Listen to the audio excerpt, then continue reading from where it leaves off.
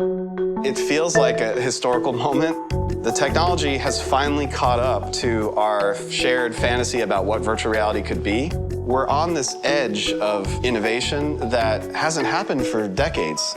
My name is Paul Bettner. I'm the founder and CEO at Playful, and we're here in McKinney, Texas. Playful is a very different type of video game company. You can see it, you can feel it in our games. Our studio has a different pace, and that fits well with the place that we're here in McKinney. Yeah, people are wearing cowboy hats and boots, and you get that whole thing.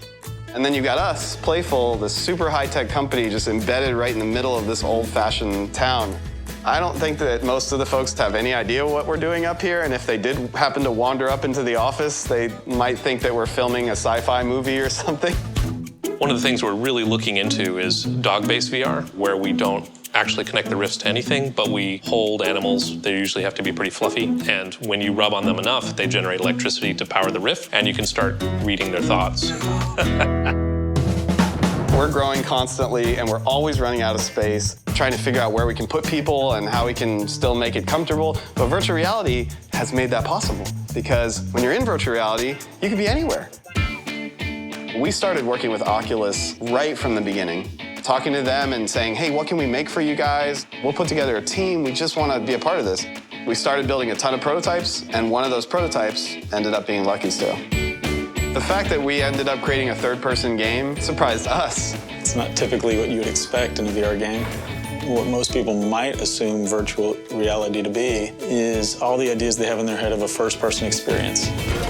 Lucky's Tale brings the classic platformer games that we're used to into this new technology. This is the first time that you can be inside of a video game, and it feels exactly like what you had always hoped being inside a video game would feel like.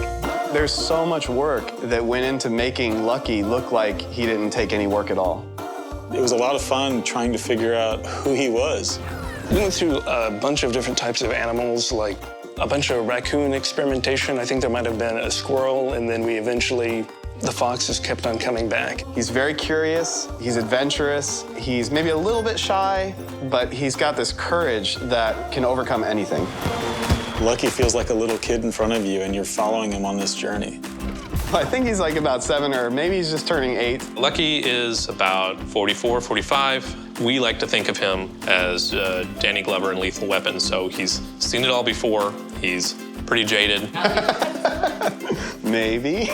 We're trying to find new uses for VR all the time. There's lots of innovation happening. The lead engineer, Evan, worked with one of the animators, and he got Lucky to just turn around and wave at you. For the first time in a video game, you actually feel like you're there with the character. That first moment of connection is, I think, one of the most important things in the game. It was a revelation. It was like, oh, he knows I'm here. When have you sensed the personality of the character you're playing on a video game? It really hasn't been until virtual reality. This is the beginning. From here, we really want to start branching out and telling more of Lucky's story, more of his character, meeting more of the characters in the game. The thing I'm most excited about is to see the Lucky's Tale franchise just grow and flourish. Our favorite moments are when we create something and we share it with the world, and we just get these reactions back of just joy, unbridled happiness, smiles. That's what we live for. That's what we do this for.